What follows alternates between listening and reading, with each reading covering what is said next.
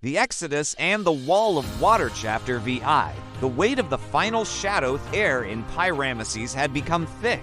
Not just with the smell of the previous plagues, the lingering rot of locusts, stripped fields, and the sulfur of the hail, but with a psychological dread that felt like a physical weight. Pharaoh had survived the boils, the darkness, and the fire from the sky, but his face was now a mask of cracked porcelain.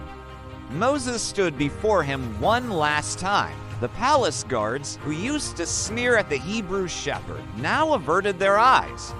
They had seen the sun disappear for 3 days. They had seen the sky rain, ice, and fire. There is one more, Moses said. His voice was no longer the hesitant stutter of the Midianite desert. It was the roar of a coming storm. At midnight, the Lord will go out into the midst of Egypt. Every firstborn shall die, from the firstborn of Pharaoh who sits on his throne to the firstborn of the slave girl who is behind the handmill. Pharaoh's grip tightened on the arms of his throne. "Get out from my presence," he hissed. "Take heed to yourself. Do not see my face again, for in the day you see my face, you shall die." Moses inclined his head, a grim smile touching his lips. "You have spoken well. I will never see your face again." Chapter 7. The blood on the Lintland, the district of Goshen. The atmosphere was a frantic mix of terror and holy preparation. This was not a plague to be watched from a distance. This was a night that required an active participation. "Kill the lamb," the elders shouted through the streets. Families huddled in their small, mud-brick homes. They took hyssop branches, dusty, grayish-green herbs, and dipped them into bowls of warm blood. They painted the doorposts. They painted the lintels. To an outsider, it looked like madness.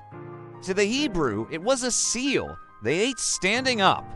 Their belts were tight, their sandals were on their feet, and their staffs were in their hands. They ate the bitter herbs and the roasted meat, the smoke filling the small rooms. Then the silence fell. At midnight, a wind moved through Egypt. It wasn't a wind of air, but a wind of spirit. It bypassed the homes marked with red, but in every Egyptian house, from the grandest limestone villa to the lowest hovel, a cry broke out. It was a singular, piercing wail that rose from the throat of a nation. The crown prince was dead. The heir to the living God was gone. Before the sun rose, the doors of Egypt flew open. "Go." The Egyptians cried, thrusting gold, silver, and jewels into the hands of their former slaves. "Just go, before we are all dead men." Chapter 8. The edge of the reed see 600,000 men, plus women, children, and a mixed multitude of others who saw where the power truly lay, began to move. It was a city in motion. The lowing of cattle, the crying of infants, and the rhythmic thud of 1,000,000 footsteps created a symphony of liberation. By day, a pillar of cloud towering, swirling, and cool guided them. But the euphoria was short-lived. By the third day, the geography betrayed them. To their left and right were jagged mountain ridges.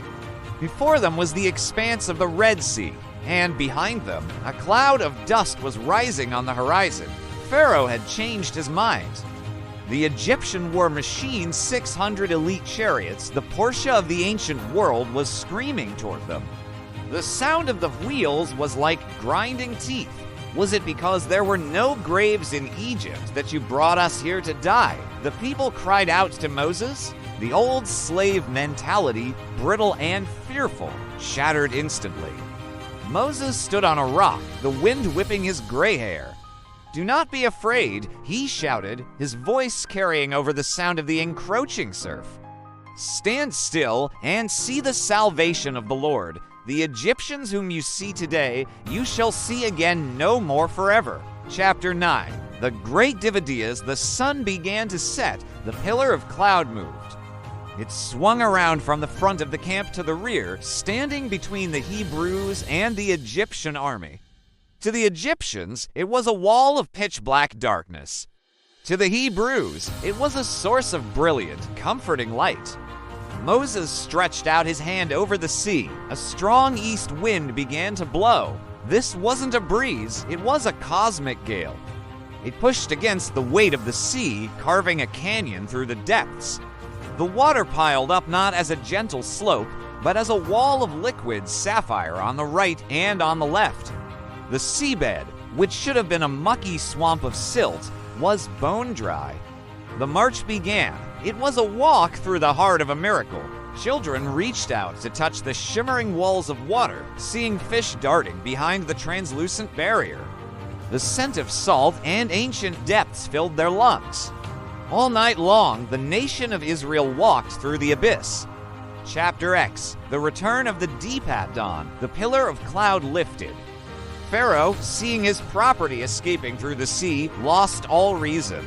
Follow them, he roared. The chariots thundered into the canyon of water. But as soon as they reached the middle, the wheels began to swerve. The axle pin snapped.